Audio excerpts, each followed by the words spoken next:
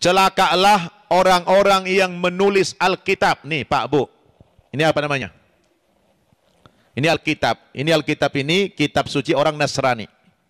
Kata Al-Quran, celakalah orang yang menulis Alkitab dengan tangan-tangan mereka sendiri, alias dengan karangan mereka sendiri. Lalu mereka mengatakan, ini kitab suci kami datangnya dari Tuhan. Padahal karangan sendiri. Nah, menurut hemat saya, sebagai kaum terdidik, kaum intelektual, kita perlu membuktikan tuduhan Al-Quran itu. Nah, kalau perlu membuktikan, caranya bagaimana? Ya mau tidak mau kita harus baca. Ini yang menjadi objek kritikan Al-Quran, betul? Maka harus kita baca, kita pelajari. Setelah kita pelajari, oh kita baru tahu ternyata memang benar. Saya kasih contoh.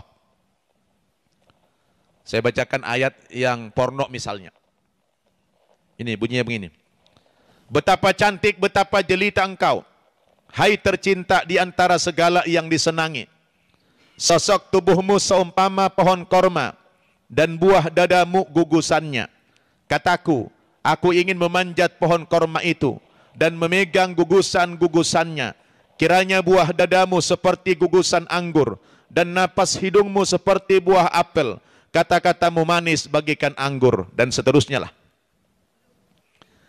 Kira-kira ini kitab suci dari Tuhan atau bukan? Saya kalau debat sama pendeta, saya bilang, salah satu bukti kebenaran Al-Quran sebagai wahyu Allah, bisa dihafal luar kepala. Dan yang menghafal bukan profesor, nggak perlu profesor. Anak umur 5 tahun saja, Musa namanya di Indonesia, sudah hafal 30 juz. Nggak perlu profesor.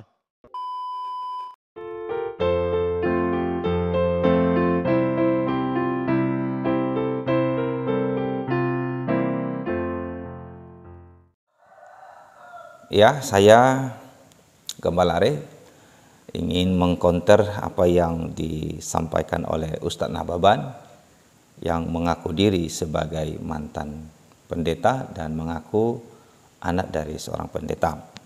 Di mana di dalam paparannya ia menjadi Islam itu dikarenakan membaca Alkitab, dan kitab itu banyak membuat dia bingung, terutama ketika membaca kitab Kidung Agung ya. Nah, hal yang saya mau kritik yang pertama itu adalah perihal mengenai Al-Quran itu mengoreksi Alkitab ya, mengoreksi Alkitab ya, Al-Quran mengoreksi Alkitab, satu hal yang aneh begitu ya, ya satu hal yang aneh. Kenapa saya katakan aneh? Perjanjian Lama dan Perjanjian Baru, ya, Perjanjian Lama itu dipercayakan kepada bangsa Israel.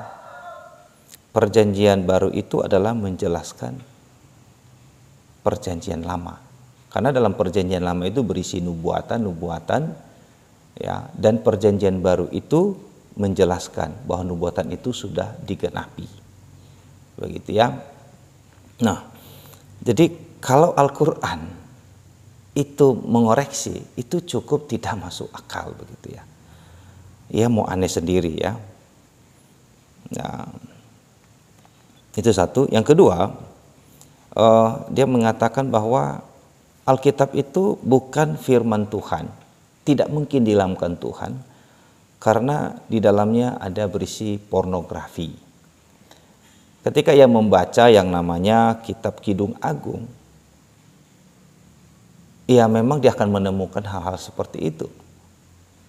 Ya, tadi sudah dibaca oleh beliau ya, atau mungkin kalau Anda membaca kitab Kidung Agung memang seperti itu.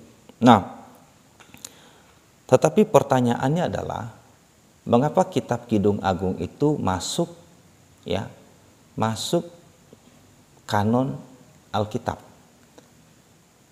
Kita tahu sendiri bahwa kitab Kidung Agung itu sudah dikanonkan 400 tahun sebelum Yesus Kristus datang. Artinya itu sudah fix satu bagian, yaitu itu 39 kitab. Ya, orang Israel itu membaginya 3 bagian. Yang pertama itu Taurah, 5 kitab, Kejadian sampai Ulangan. Baru itu Nabium, ya kitab-kitab Nabi. Yang ketiga itu adalah Ketubim, bacaan-bacaan suci yang setara. Ya, jadi mereka memiliki keyakinan bahwa ini setara. Dan di dalam Lukas pasal yang ke-24 ayat 44, Yesus Kristus sendiri yang mengilhamkan itu, mengakui itu adalah ilhamnya, mengakui itu adalah firman-Nya. Berarti tidak ada masalah begitu ya. Lalu timbul pertanyaan, kenapa Tuhan memasukkan itu begitu ya?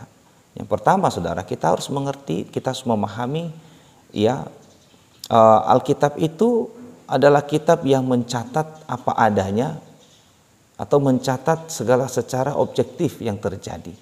Baik itu kepada orang-orang yang ia pakai sebagai pemberita kebenaran atau kepada bangsa Israel. Jadi mencatat secara objektif gitu, tanpa menutupi kekurangan atau kesalahan yang mereka lakukan. Nah, kitab Kidung Agung itu ditulis oleh Salomo. Ya, ditulis oleh Salomo pada masa mudanya. Ya. Dan Salomo itu siapa? Salomo adalah seorang raja yang unik dari semua raja yang ada di muka bumi. Saya ingin bacakan kepada Anda perihal mengenai Raja Salomo ini, saudara ya. Di dalam satu raja-raja ya, saya akan bacakan pada Anda satu raja-raja pasal yang ketiga ayat 12. Maka sesungguhnya aku melakukan sesuai dengan permintaanmu itu, sesungguhnya aku memberikan kepadamu hati yang penuh hikmat dan pengertian, sehingga sebelum engkau tidak ada seorang pun seperti engkau, dan sesudah engkau takkan bangkit seorang pun seperti engkau. Ya, sangat berhikmat sekali ya. Nah, dalam satu Raja-Raja pasal 4 ayat yang ke-29 saya akan bacakan kepada kita. Dan Allah memberikan kepada Salomo hikmat dan pengertian yang amat besar, serta akal yang luas seperti dataran pasir di tepi laut. Wow, dia sangat pintar sekali, dia sangat jenius begitu ya. Dan juga sangat berhikmat dan sangat berpengertian. Ya. Sehingga hikmat Salomo melebihi hikmat segala Bani Timur dan melebihi segala hikmat orang Mesir. Ya. Maka datanglah orang dari segala bangsa mendengarkan hikmat Salomo, dan ia menerima upeti dari semua raja-raja di bumi yang telah mendengar tentang hikmatnya itu. Ya. Wow. Salomo adalah raja yang paling berhikmat di seluruh bumi pada saat itu. Dan seluruh bangsa-bangsa di muka bumi belajar hikmat kepada Salomo. Ya. Mereka datang membawa harta dan bawa putri-putri mereka. Ya. Sesuatu hal yang sampai sekarang masih terjadi gitu ya. Untuk mengikat persahabatan antar negara satu dengan ini, kerajaan satu dengan kerajaan yang lain, itu mereka memberikan putri mereka sebagai pengikat. Ya. Dan itu dilakukan pada zaman Salomo. Jadi Salomo memiliki istri 1000 orang itu bukan karena dia menginvasi raja-raja atau bangsa-bangsa lain lalu merampok anak-anak gadis mereka menjadi istrinya. Tidak, saudara, sama sekali tidak. Istri-istri yang diterimanya itu adalah hadiah begitu, hadiah yang diberikan oleh para bangsawan, ya, yang diberikan oleh para raja-raja. Mereka bangga bisa menjadi besanan dengan Daud, atau bangga Salomo itu menjadi menantu mereka, sehingga mereka memberikan putri mereka dengan cuma-cuma. Ya, tidak seperti ada tokoh yang diklaim itu sebagai orang yang terbesar, ya, tetapi istrinya dapat dari rampasan gitu ya, yang tidak masuk akal begitu. Ya. Jadi kitab Kidung Agung ini sengaja Tuhan masukkan ke dalam untuk memberikan bukti internal bahwa Salomo itu memang sungguh-sungguh raja yang agung, sungguh seorang raja yang unik dari semua raja yang ada. Ya, kitab Kidung Agung sekali lagi ditulis pada masa mudanya. Jadi kitab ini harus ada masuk di dalam sebagai bukti yang otentik, sebagai bukti yang sahih bahwa dia adalah seorang laki-laki mata keranjang. Artinya seorang laki-laki yang memang patut mendapatkan istri yang banyak. Dia pemuja wanita, tetapi karena perbuatan itulah yang membuat dia jatuh dalam dosa penyembahan berhala. Pertanyaan kita adalah, apakah Tuhan setuju dia punya istri banyak? Sama sekali tidak. Tetapi peristiwanya dia punya istri banyak. Apakah Tuhan yang menghendaki itu? Sama sekali tidak. Tuhan tidak menghendaki dia punya istri lebih dari satu. Ya, Tuhan tidak menghendaki itu, saudara. Itu peristiwanya demikian. Kita harus bedakan namanya sebuah peristiwa dengan perintah. Peristiwa itu sifatnya netral. Ya, sekali lagi peristiwa itu sifatnya netral. Tidak memberikan, tidak bisa kita jadikan itu sebagai dasar daripada keimanan. Gitu ya. Misalnya Abraham berbohong kepada Abimelek ataupun kepada Firaun perihal istri Sarah. Bolehkah kita berbohong? Sama sekali tidak. Ya, atau misalnya Rahab berbohong kepada orang-orang Yeriko perihal mengenai Yosua dan Kaleb, itu disembunyikan. Apakah kita boleh berbohong untuk kebaikan? Tidak boleh, saudara. Bohong tetaplah bohong. Ya, tidak ada bohong kebenaran. Ya, bohongnya tetap bohong, kebenaran tetaplah kebenaran. Ya, itu saudara. Jadi kalau misalnya Ustadz Nababan yang katanya dulu mantan pendeta, dia gugur kepercayaannya karena kitab Kidung Agung, saya pikir dia lumrah saja, karena banyak pendeta para teolog tidak bisa memberikan argumentasi mengapa kitab ini harus ada di dalam. Ya, jadi sekali lagi Alkitab itu mencatat segala sesuatu yang dilakukan, yang dikerjakan oleh manusia yang pernah Tuhan pakai. Ya, Salomo, Tuhan tolak dia karena ia jatuh dalam dosa penyembahan berhala karena istrinya banyak. Ya, jadi dia bilang, layakkah ini menjadi kitab suci? Nah, itu ketidakmengertian mereka. Sama seperti pertanyaan saya, layakkah seseorang dikatakan nabi menikahi anak kecil, lalu menikahi menantu sendiri? Layakkah seseorang yang bodoh, ya, atau seseorang yang tidak punya pendidikan mendidik orang? Itu jadi pertanyaan juga.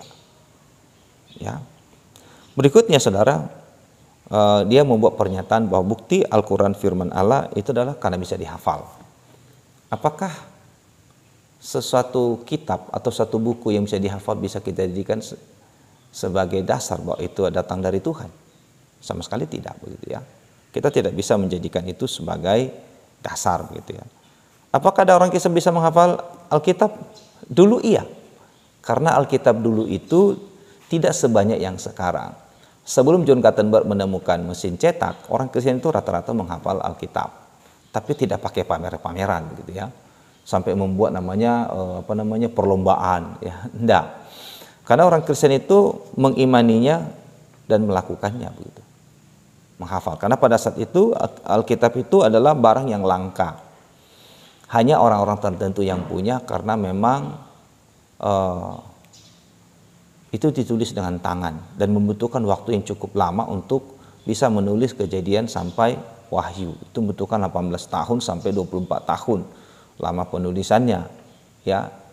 Jadi untuk memiliki kitab itu tidak mudah, gitu ya. Jadi sekali lagi, bukti sebuah kitab itu berasal dari Tuhan itu bukan karena bisa dihafal, gitu ya. Sama sekali tidak. Bukan karena di dalamnya tidak ada kata porno, bukan juga, gitu ya. Nah, nanti Anda akan bisa nonton YouTube saya mengenai bukti sebuah kitab berasal dari Pencipta langit dan bumi.